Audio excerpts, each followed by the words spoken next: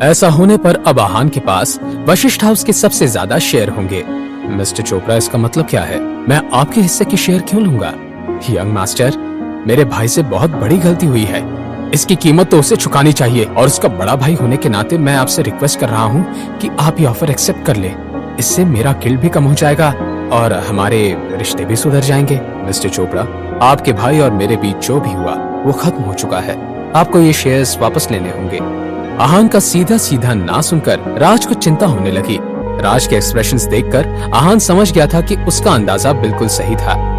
राज के दिमाग में कुछ तो चल रहा था जिसकी वजह से वो उसे ये शेयर्स फ्री में देना चाहता था। मिस्टर चोपड़ा, इन शेयर्स की मार्केट वैल्यू क्या है? वशिष्ठ हाउस के 30% शेयर्स मार्केट की वैल्यू लगभग 30 करोड़ रुपए है, पर अगर मार्केट प्राइस बढ़ जाए तो ये रेट 10% तक बढ़ सकता है। अच्छा, तो क्यों ना मैं ये शेयर्स 35 करोड़ में आपसे खरीद लूं? यंग मास्टर, आप मजाक कर रहे हैं ना? मैं आपको ये शेयर्स दे रहा हूँ, फिर आपको इन्हें खरीदने की क्या जरूरत है? मैं बिल्कुल मजाक नहीं कर रहा, मैं सच बोल रहा हूँ। मैं चाहता हूँ कि वशिष्ठ हाउस और ग्रो करे, इसलिए मैं ये शेयर्स खरीदना चाहता हूँ। पर यंग मास्टर, मिस्टर चोपड़ा, मैं जानता हूँ कि आप क्या कहना चाहते हैं, पर मैं अब भी यही बोलूंगा कि मैं ये शेयर्स खरीदना चाहता हूँ। अगर आप मुझे ये शेयर्स बेच देंगे तो फायदा आपका ही होगा। अगर आप सच में चाहते हैं कि मैं 30% शेयर का मालिक बनूं, तो आप इन्हें मुझे 35 करोड़ में बेच दीजिए। आहान का कॉन्फिडेंस और जिद देखकर राज हैरान था। राज को ऐसे देखकर आहान को कहीं न कहीं मजा आ रहा था। उसके चेहरे से मुस्कान जा ही नहीं रही थी। उसका इतने पैसे खर्च करने का कारण ये नहीं था कि उसके पास बहुत पैसे थे, पर ये था कि वो सच में चाहता था कि वशिष्ठ हाउस में बहुत डेवलपमेंट हो, और वो सिर्फ मनाली में ही नहीं बल्कि हर जगह उसका नाम हो। और दूसरी तरफ अगर वो 30% खरीद लेता तो ये एक तरह का इन्वेस्टमेंट होगा। अगर कभी कोई दिक्कत आती तो वो आराम से ये शेयर्स बेचकर अपना पल्ला झाड़ सकता था। पर अगर वो ये शेयर्स ऐसे ही ले लेता तो उसका वशिष्ठ हाउस से एक रिश्ता जुड़ जाता। वहाँ से जुड़ी किसी भी प्रॉब्लम में उसे अपना पूरा जोर लगाना ही पड़ता। मिस्टर चोपड़ा, आपका क्या कहना है? अगर आपको ये मंजूर है तो मैं साइन कर देता हूँ। बाद में अस्मिता आपको पैसे ट्रांसफर कर देगी। आहान ने सवाल किया। यंग मास्टर, जैसा आप कहें, पर मैं आपसे पैसे मार्केट वैल्यू के हिसाब से ही लूंगा। राज ने अपनी बात रखी। आहान ने बिना कुछ जवाब दिए पेपर लिए साइन ले ली और अस्मिता से पैसे ट्रांसफर करने को कहा।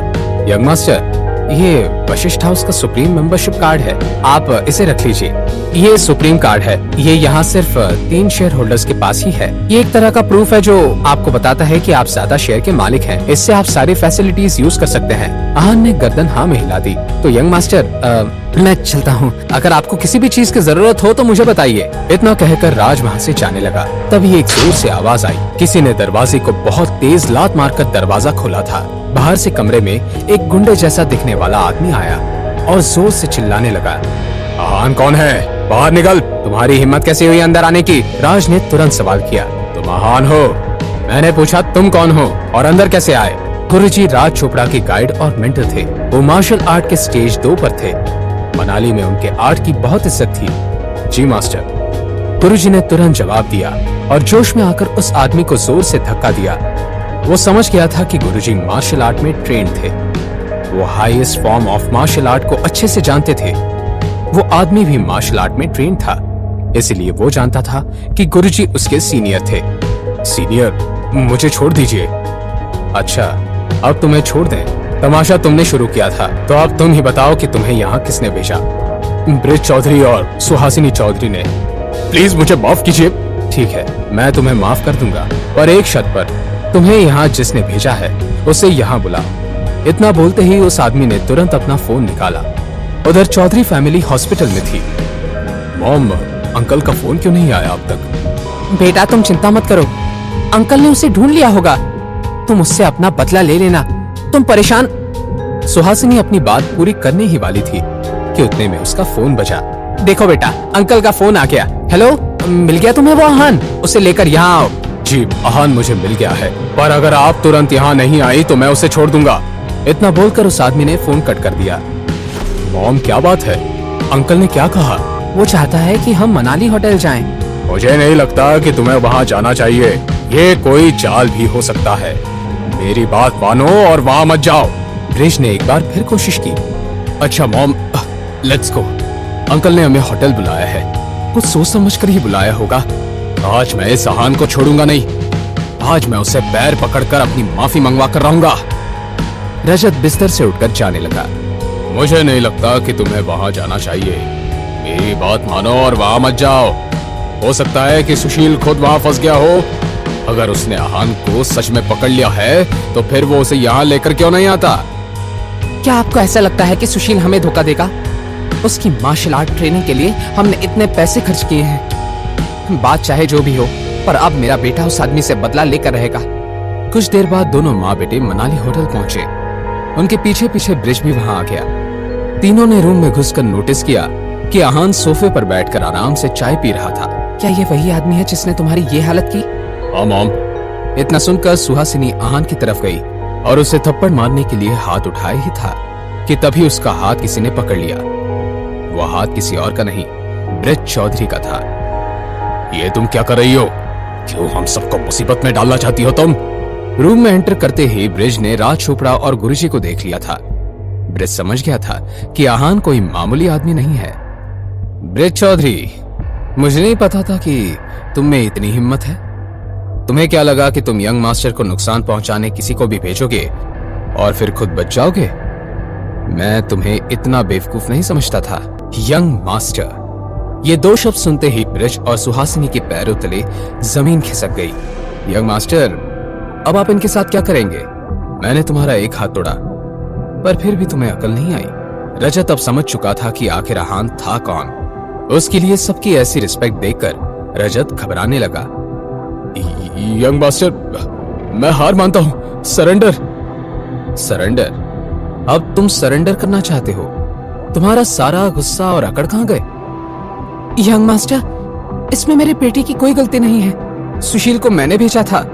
आपको जो सजा देनी है मुझे दीजिए, पर प्लीज मेरे बेटे को माफ कर दीजिए। अब तक जो आप मुझे थप्पड़ मारना चाहती थी और अब माफी मांग रही हैं, आपका गुस्सा बहुत जल्दी ठंडा नहीं हो गया? मैं वो ऐसा करते हैं, इसका दूसरा हाथ भी तोड़ देते हैं ताकि इसे सब जिंदगी भर याद रहे। प्लीज हमें माफ कर दीजिए। माफ कर दीजिए यंग मास्टर, इन दोनों से गलती हो गई है। उसकी माफी मैं मांगता हूं आपसे। आगे से ऐसा कुछ नहीं होगा। गलती शायद मेरी है। मैं ही अपने परिवार को अच्छे से मैनेज नहीं कर पाया। जाने दो, ये लास्ट टाइम है कि मैं तुम्हें माफ कर रहा हूं। अब अगर आगे कुछ ऐसा किया तुम लोगों ने तो मैं तुम्हें छोड़ूंगा नहीं, समझे? Now just get lost. Thank you young master, आप महान हैं। आपका दिल बहुत बड़ा है। आगे से मैं पूरा ध्यान रखूंगा कि मेरी बीवी और बेटा ऐसी कोई गलती ना करे। आहान ने अपना मुंह फेर लिया। इसके बाद चौधरी फैमिली वहां से चली गई। राज और गुरुजी भी वहां से चले गए। आहान फिर से सोफे पर बैठ गया। वो सोचने लगा कि कैसे ब्रिज ने अपने परिवार को बचा लिया था।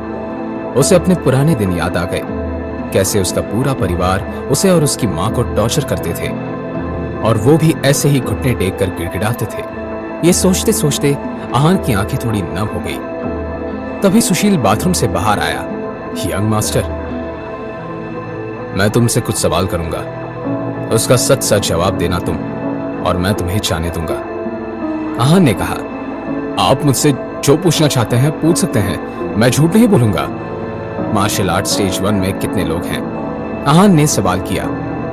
यंग मास्टर, जितना मैं जानता हूं अभी मार्शल आर्ट स्टेज 1 में मनाली शहर के 150 लोग हैं। इनमें से 100 लोग तो केवल 1 पर हैं और 30 लोग केवल 2 पर हैं और 20 लोग फाइनल लेवल पर हैं। सुशील ने सच सच जवाब दिया। अच्छा ये बताओ, ये मार्शल आर्ट के स्टेज 2 पर कितने लोग हैं? स्टेज 2 पर ज्यादा लोग नहीं है, लगभग 10 से 12 लोग होंगे। इतना कहते हुए सुशील ने उसके नाम और लेवल बताने शुरू किए। आहान उन्हें बहुत ध्यान से सुनता रहा और नोट करता रहा। वो उनके बैकग्राउंड के बारे में जानना चाहता था। और हाँ, जो आदमी मास्टर चोपड़ा के साथ था वो भी स्टेज 2 पर था, पर कौन से लेवल पर था ये मुझे अच्छे से नहीं पता। अब आहान का सुशील की बातों पर ज्यादा ध्यान नहीं था। उसने एक नाम सुना और उसी पर अटक गया। वो कहीं ना कहीं जानता था कि वो आदमी कौन था और शायद 3 साल पहले उन आदमियों के साथ था जो उसके पीछे पड़े थे। क्या आप मेरा एक काम करेंगे? मैं आपका हर काम करूंगा। मैं चाहता हूं कि तुम मार्शल आर्ट एक्सपर्ट अक्षय से दोस्ती कर लो। मुझे उसके बारे में कुछ इंफॉर्मेशन चाहिए। आहान ने जवाब दिया। हो जाएगा यंग मास्टर, आप फिक्र मत कीजिए। आप बस बताइए आपको क्या जानना है। मैं जानना चाहता हूं कि 3 साल पहले क्या अक्षय किसी को पकड़ने के लिए किसी मिशन का हिस्सा था? अगर हाँ, तो उसके साथ और कौन कौन थे? और हाँ, ध्यान रखना कि ये काम तुम छुप कर करना, दुश्मन को पता नहीं लगना चाहिए। यंग मास्टर, आप बिल्कुल फिक्र मत कीजिए, आपका काम हो जाएगा। इतना कहकर सुशील वहां से चला गया। क्या सुशील ये इंफॉर्मेशन निकाल पाएगा? क्या हान जान पाएगा कि उसकी जान लेने के लिए 3 साल पहले कौन आए थे? अक्षय मनाली के मार्शल आर्ट क्लब का सबसे पुराना मेंबर था।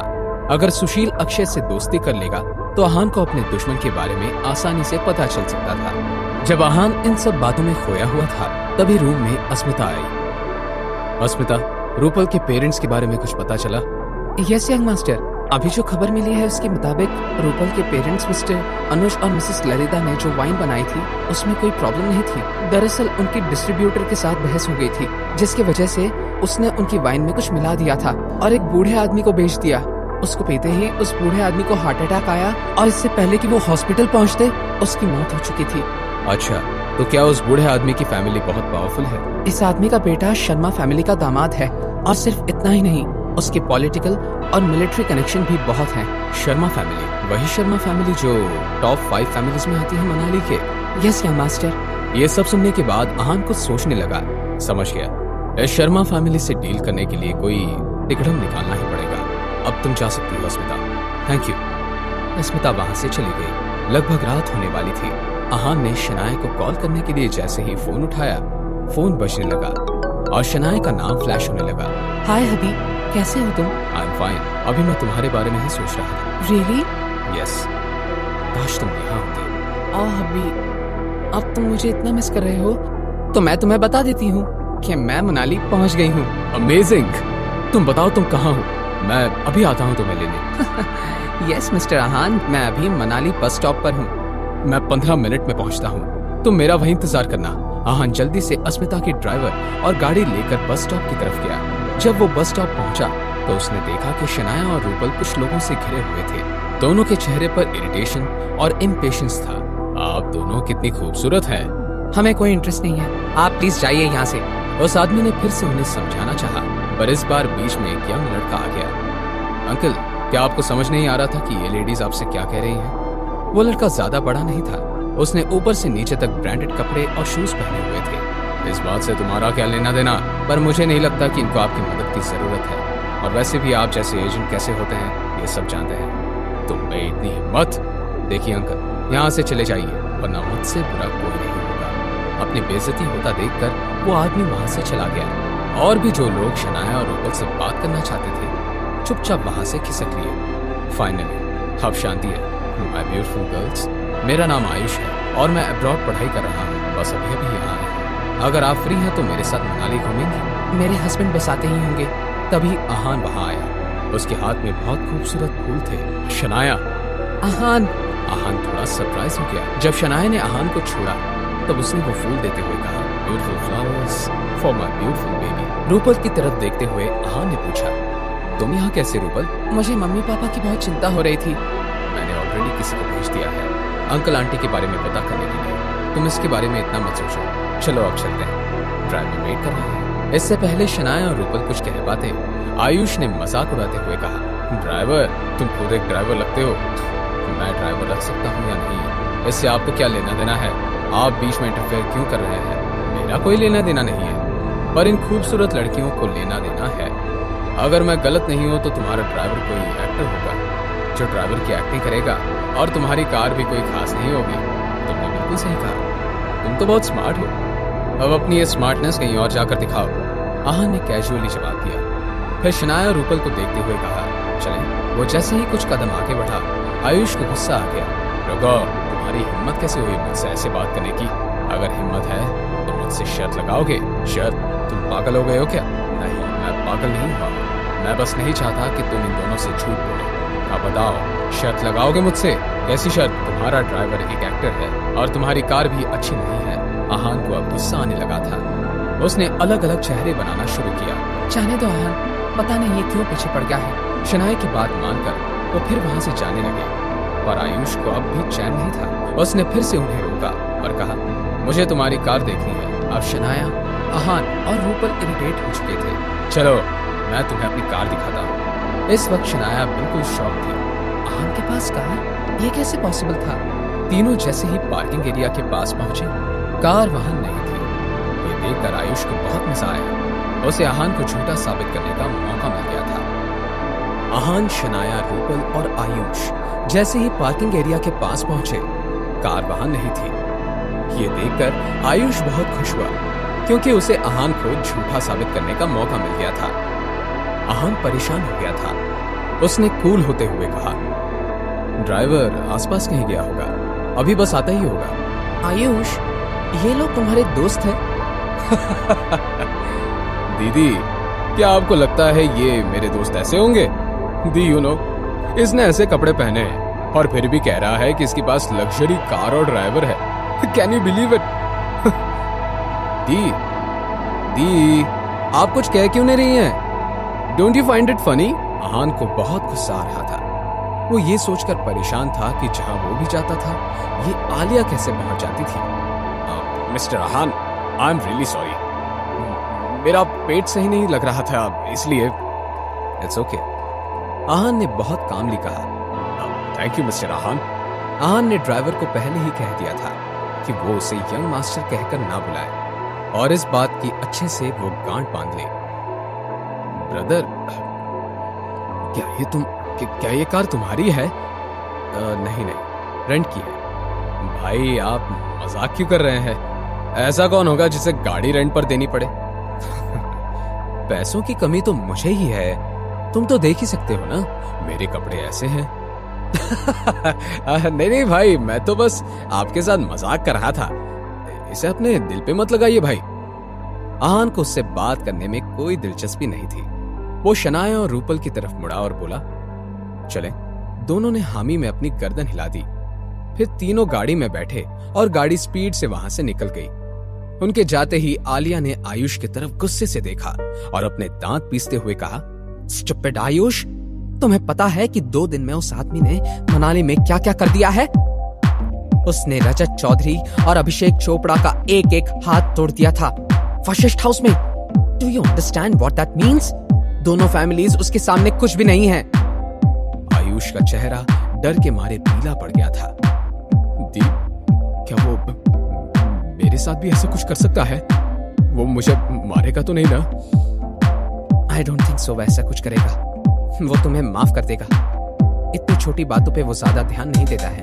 उधर शनाया के मन में बहुत सारे सवाल थे। वो लगातार आहान को देख रही थी। आखिरकार उसने पूछ ही लिया, आहान, ये कार किसकी है? ये मत कहना कि ये तुम्हारे क्लासमेट की कार है। मैं तुम्हारे क्लासमेट्स को जानती हूँ।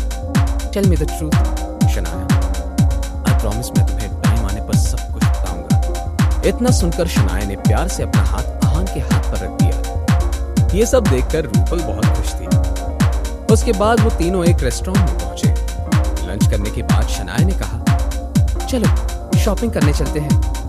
तुम लोग चले जाओ, मैं तुम्हारे बीच में कबाब में हड्डी नहीं बनना चाहती। मुझे तो मेरी ब्यूटी स्लीप चाहिए। फिर शनाया और आहान वहां से चले गए। दोनों फिर एक शॉपिंग सेंटर पहुंचे, जहां हर तरह के ब्रांड्स अवेलेबल थे। वो जैसे ही वहां पहुंचे, वो एक औरत से टकराए। वो बहुत हाई फाई थी।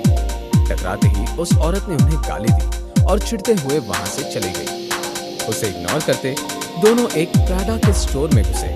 तभी शनाया की नजर एक पर्स पर पड़ी और उसे वो बहुत पसंद आ गया। और इसी वक्त वो औरत जिनसे ये दोनों टकराए थे वहां आई और उसी पर्स को निहारने लगी। दोनों में पर्स लेने के लिए आई कांटेक्ट हुआ और दोनों एक दूसरे को गुस्से से देखने लगे। अब आगे क्या होगा? ये पर्स कौन खरीदेगा? दोनों के सॉरी बोलने के बाद भी उस औरत ने उन्हें गाली दी और वहां से चली गई। आहान, मुझे चाय पीनी है। मैं लेकर आता हूँ, तुम यही वेट करो। इतना कहकर आहान शनाया के लिए चाय लेने चला गया। तुम्हारी चाय, उसने कप शनाया को देते हुए कहा और शनाया मुस्कुराने लगी। क्या हुआ, तुम मुस्कुरा क्यों रही हो? तुमने शायद नोटिस नहीं किया, पर तुम आजकल मुझे आप नहीं तुम कहते हो। आहान ये सुनकर सरप्राइज हो गया। उसने सच में ये बात नोटिस नहीं की थी। शनाया, तुम्हें मतलब आपको बुरा तो नहीं लगता ना? कोर्स नॉट अभी, इनफैक्ट आई लव इट। तुम बहुत अपना सा लगता है। काफी स्टॉल देखने के बाद शनाया को एक प्राडा का स्टोर दिखा। स्टोर देखते ही शनाया बहुत एक्साइटेड हो गई और अहान को खींचते हुए वहां ले गई। स्टोर में एक फीमेल असिस्टेंट ने उन्हें ग्रीट किया। Hello sir. Hello ma'am, welcome to the store. My name is Divya, how may I help you? क्या आपके पास फ्रांस के आए लेटेस्ट बैग्स हैं? यस, हमारे स्टोर पर फ्रांस से लेटेस्ट कलेक्शन परसों ही आया है। इतना कहकर दिव्या उस लेडी को लिमिटेड एडिशन सेक्शन में लेकर गई। वहां शनाया पहले से एक चमकीले लाल रंग के पर्स को देख रही। जब दोनों का आई कांटेक्ट हुआ तब दोनों का मुंह बन गया। ये लेडी वही थी जिनसे अहान और शनाया पहले टकराए थे। मैडम, आप प्लीज साइड हो जाइए, आप हमारा रास्ता ब्लॉक कर रहे हैं। इस बात पर शनाया का मुंह बन गया। वो उनके रास्ते में नहीं थी, वो तो बस पर्स देख रही थी। मैं बैग देख रही हूँ। कौन सा बैग? ये बैग जो आप अफोर्ड नहीं कर सकती। एक्सक्यूज मी, आप कहना क्या चाहती हैं? इस पर्स का प्राइस 60,000 है और आपका मिडिल क्लास बॉयफ्रेंड खर्चे से डर कर पहले ही भाग चुका है। बेहतर यही होगा कि आप यहाँ से चली जाए। अच्छा, अगर ऐसा है तो ये लो मेरा कार्ड और स्वाइप कर लो इसे। शनाया ने अपने बैंक कार्ड देते हुए कहा। जब विकी ने शनाया से माफी मांगकर पैसे ट्रांसफर किए थे, उस अकाउंट में तब से कुछ पैसे अब नहीं थे। शनाया की इस बात से दिव्या सोच में पड़ गई। वो किसी भी तरह का कोई अंदाजा नहीं लगाना चाहती थी। तभी उस लेडी ने कहा, मुझे ये बैग चाहिए, तुम इसे मेरे लिए पैक कर दो। ये सुनते ही दिव्या के चेहरे पर चमक आ गई। यस मैडम, अभी करती हूँ। ये सब देखकर शनाया शॉक थी। ये पर्स पहले मैंने देखा था। ओह, तो तुमने देखा था, तो ये क्या तुम्हारा हो गया? फर्स्ट कम फर्स्ट सर्व के बारे में सुना है कभी? मुझे पहले आने से कोई मतलब नहीं है, मुझे बस ये पर्स लेने से मतलब है। शनाया किसी भी बहस में नहीं करना चाहती थी, इसलिए उसने वहां से जाना ही बेटर समझा। अपने चाय का कप लेकर शनाया जैसे ही वहां से जाने लगी, वो लेडी शनाया से जानबूझकर टकरा गई और सारी चाय उस लेडी पर, शनाया पर और जमीन पर गिर गई। शनाया ने कुछ नहीं बोला, पर वो लेडी जोर से चिल्लाई और शनाया को कसकर थप्पड़ मारा। चलना नहीं आता क्या? अब शनाया के गुस्से का कोई ठिकाना नहीं रहा था। उस लेडी ने जोर से शनाया के पेट पर लात मारी और शनाया एक प्लेटफॉर्म से टकरा कर गिर गई। मैडम, आप ठीक तो है ना? हाँ, मैं बिल्कुल ठीक हूँ, पर मैं चाहती हूँ तुम इस लड़की को 3-4 थप्पड़ और मारो। तुम इसे जितना जोर से थप्पड़ मारोगी, मैं तुम्हें उतने ज्यादा पैसे दूंगी। दिव्या उस लेडी की बात सुनकर खुश हो गई थी और उसके लिए पैसे से बड़ा कुछ नहीं था, इसलिए उसने आव देखा ना ताव कसकर शनाया के गाल पर थप्पड़ मारा। दिव्या की आंखों में चमक आ गई थी। उस थप्पड़ से उसने हजारों कमा लिए थे। इसी खुशी से उसने शनाया को एक थप्पड़ और मारा। तभी अहान कॉल खत्म करके स्टोर में घुसा। उसने वहां जो देखा, उसकी आंखें गुस्से से लाल हो गई थी। अब तुम नहीं बचोगी। अचानक से दिव्या और उस लेडी को लगा कि वहां का माहौल बिल्कुल बदल गया था। अहान भागकर शनाया के पास गया। इतने में दिव्या रुक गई। उसने जैसे ही पीछे मुड़कर देखा, उसे अहान की गुस्से से लाल आंखें नजर आई। वो डर के मारे वहीं पर बैठी रही। अब अहान उस यंग लेडी की तरफ मुड़ा। अपनी मुट्ठी भींचते हुए अहान उस लेडी की तरफ जा रहा था। जैसे जैसे अहान आगे बढ़ रहा था, वो लेडी अपने कदम पीछे ले रही थी।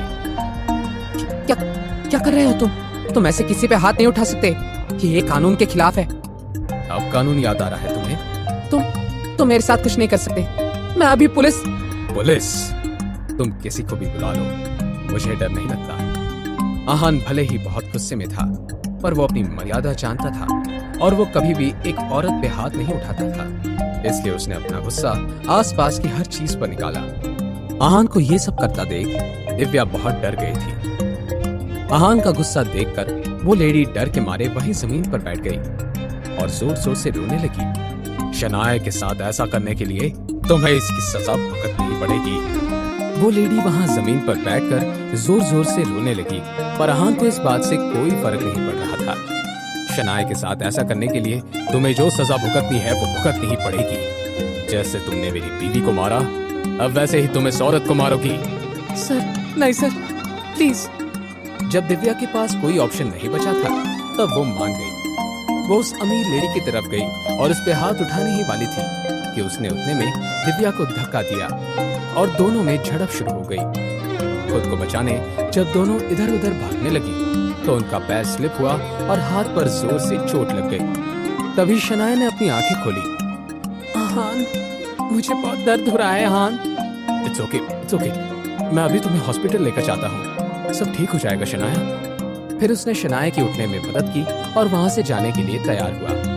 वो जैसे ही वहां से जाने लगा, मॉल की सिक्योरिटी मैनेजर वहां कुछ सिक्योरिटी गार्ड्स के साथ भागता हुआ आया। ये सब तुमने किया है? आप पूछेंगे नहीं या क्या हुआ था? मैं तुमसे पूछ रहा हूँ कि ये तुमने किया है? सिर्फ हाँ में या ना में जवाब दो। हाँ, ये सब इसी ने किया है, उसे पकड़ो और मार दो। मैं तुम्हें एक मौका देता हूँ सारे सिचुएशन को अच्छे से समझने के लिए। कोई जरूरत नहीं, मैं तुमसे सच उगलवा लूंगा। कुछ सिक्योरिटी गार्ड्स आहान की तरफ जैसे ही भागे, आहान ने अपनी मार्शल आर्ट स्किल्स की वजह से कुछ सेकंड्स में ही उन्हें जमीन पर गिरा दिया था। अब भी मुझसे सच उगलवाना है? You stupid person, तुम्हारे ये गार्ड्स एक आदमी को पकड़ नहीं पाए और खुद ही जमीन पर लाशों की तरह पड़े हैं। Shut up! तुम्हारी इतनी हिम्मत कि तुमने मुझे शट अप बोला? अभी बताती हूँ तुम्हें। इतना कहकर उसने अपने पति को फोन लगाया।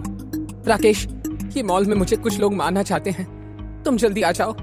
तभी आहान ने अपना फोन निकाला और अस्मिता को कॉल किया। जल्दी यहाँ पहुंचो।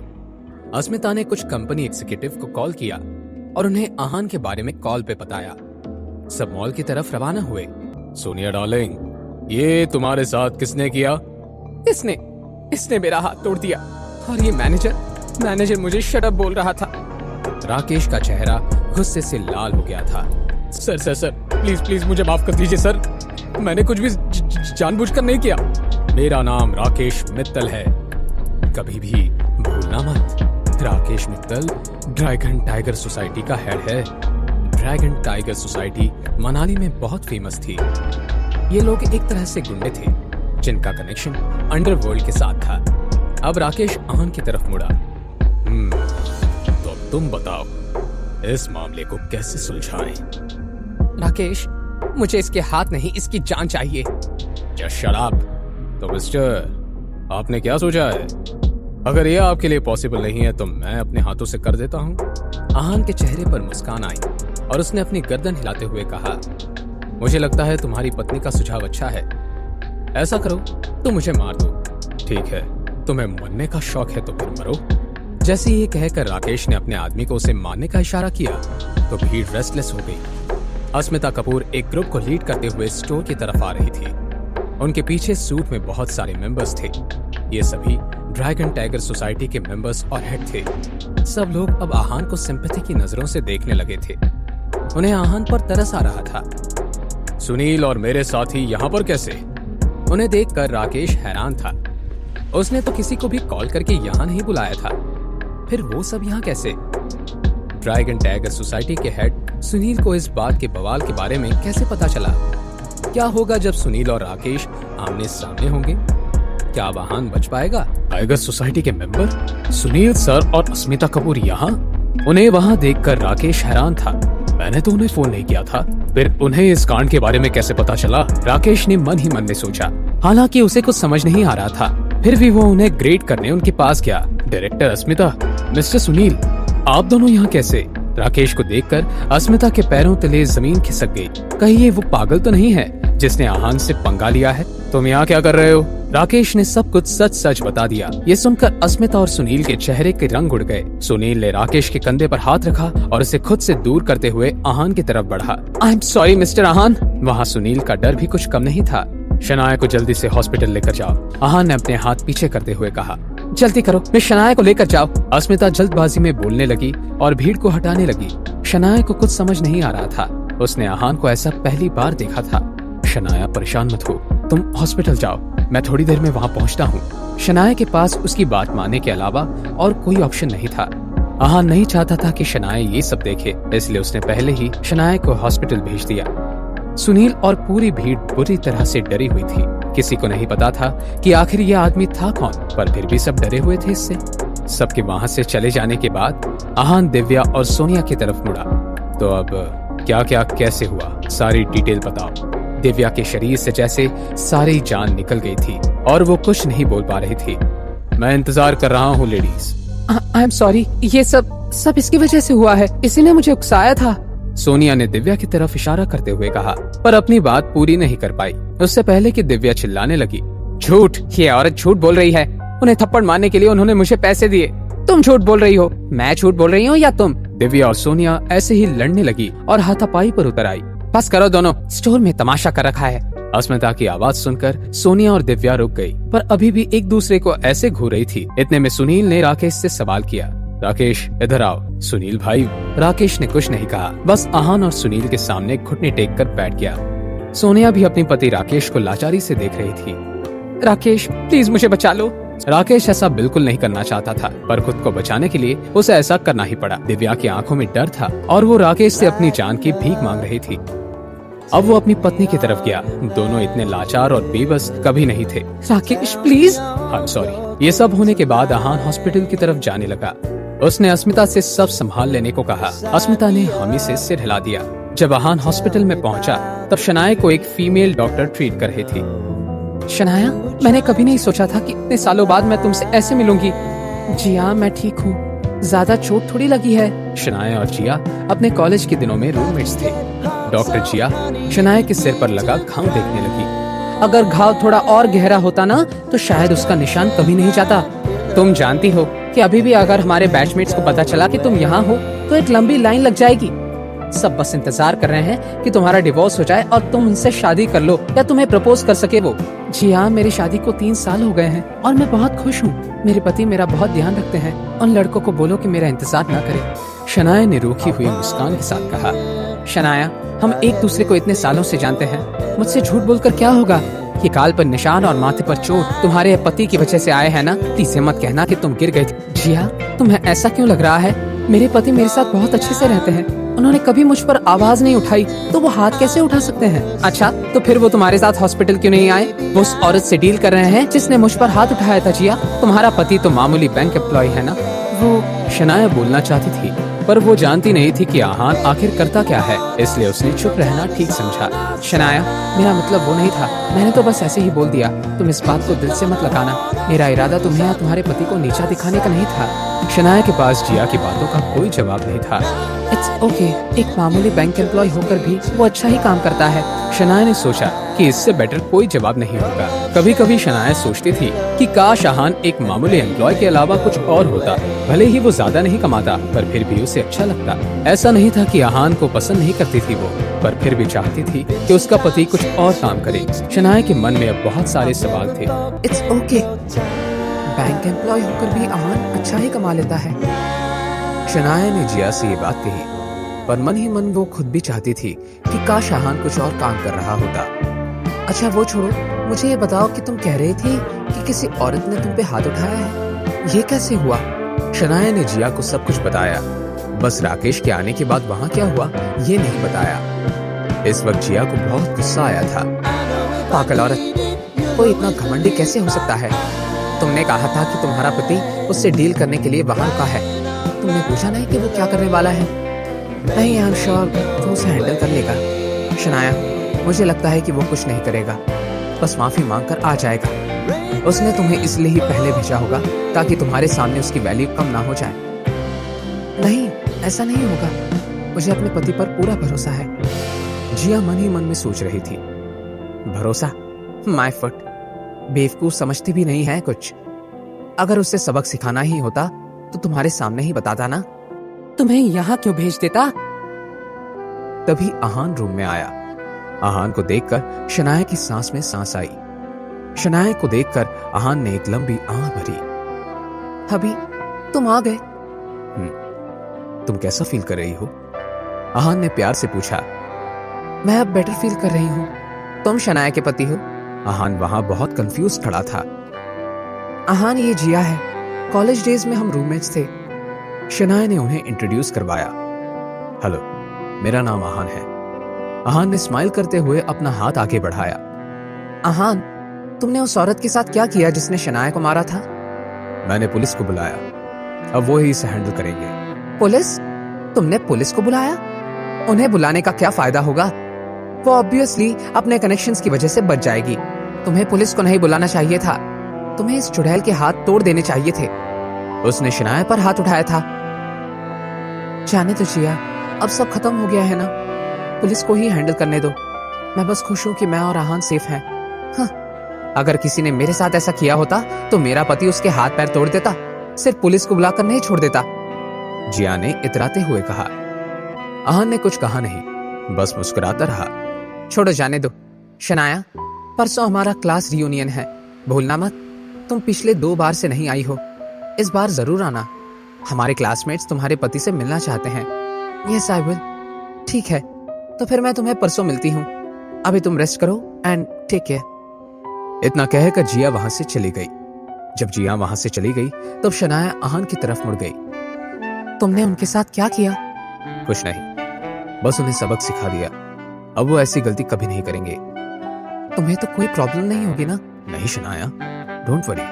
कितना अजीब है ना आहान, हम तो सिर्फ शॉपिंग करने गए थे और इतना कुछ हो गया।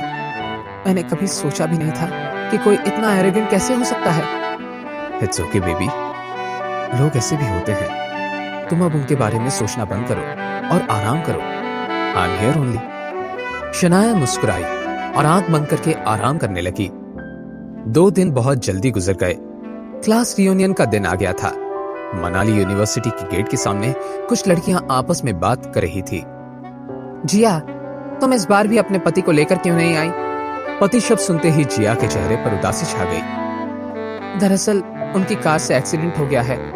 सच ये था कि उसका पति कोई बहुत अमीर आदमी नहीं था। वो जहां का खुद को बॉस बताता था, असल में वो वहां एक सिर्फ एम्प्लॉय था। उसे भी ये बात शादी के बाद पता चली, जब वो उसके बच्चे के साथ प्रेग्नेंट थी। अब जिया के पास ये एक्सेप्ट करने के अलावा और कोई ऑप्शन नहीं था। रियूनियंस में इस टॉपिक पर बात होना जरूरी था। सब जानना चाहते थे कि आखिर उनके क्लासमेट्स का स्टेटस क्या था। कुछ लोग काफी अच्छा कमा रहे थे, तो कुछ लोग अभी भी बेसिक जरूरतें पूरी करने के लिए स्ट्रगल कर रहे थे। वैसे तुम्हें वो लड़का याद है जो तुम्हारे पीछे पड़ा रहता था और तुम उससे कभी बात नहीं करना चाहती थी? किसी ने जिया से कहा। कौन वो, जिसने मुझे बहुत सारे फ्लावर्स और लेटर्स भी दिए थे? हाँ, सुना है वो आजकल बहुत बड़ी मल्टीनेशनल कंपनी में वाइस प्रेसिडेंट है। अच्छा। वो मन ही मन सोच रही थी कि काश उसने उस वक्त उसका प्रपोजल एक्सेप्ट कर लिया होता। तुम्हें करण शर्मा याद है? सब में से सबसे सक्सेसफुल अगर कोई है तो वो करण शर्मा है। जिया करण को बहुत पसंद करती थी, पर करण शनाया को पसंद करता था। अच्छा, किस कंपनी में काम करता है करण? वो कंपनी में काम नहीं करता, बल्कि उसकी अपनी कंपनी है। उसने अपनी एक कपड़े की फैक्ट्री स्टार्ट की है, और सिर्फ इतना ही नहीं, उसका प्रॉफिट भी लगभग 35 लाख रुपए है। अच्छा, तो क्या वो इस बार यहाँ आने वाला है? सब लड़कियां ये जानने के बाद बहुत एक्साइटेड थी कि क्या करण इस बार आने वाला था। पिछले 2 बार से रियूनियन में वही लोग आ रहे थे जो ज्यादा पॉपुलर नहीं थे। वहीं जिया सोच रही थी कि अगर इस बार करण आएगा तो उससे अपनी दोस्ती रिन्यू करेगी। वो आ रहा है। करण सिर्फ आ नहीं रहा है, उसने मिलने के लिए लीव बुक किया है। रेस्टोरेंट का नाम सुनकर जिया की आंखें खुली की खुली रह गई। वो उस रेस्टोरेंट में जाना कभी अफोर्ड नहीं कर पाती। इतने में किसी ने पूछा, अरे क्या ओवर स्मार्ट शनाया भी पार्टी में आने वाली है? शनाया का नाम सुनकर जिया का मुंह बन गया। वो सोच रही थी कि वो शनाया को नीचा कैसे दिखाएगी। उसके साथ तो वो ये भी चाहती थी कि करण भी उसे पसंद ना करे, इसलिए उसने अपना दिमाग लगाना शुरू किया और शनाया को नेगेटिव लाइट में लाने की कोशिश करने लगी। जिया ने शनाया के बारे में क्या बोला होगा? जब शनाया को इस बारे में पता चलेगा तो वो कैसे रिएक्ट करेगी? जानने के लिए देखिए अगला एपिसोड सिर्फ पॉकेट एफएम के यूट्यूब चैनल पर, और सीक्रेट अमीरजादा के सारे एपिसोड्स को सुनने के लिए डिस्क्रिप्शन में दी हुई लिंक से डाउनलोड कीजिए पॉकेट एफएम ऐप।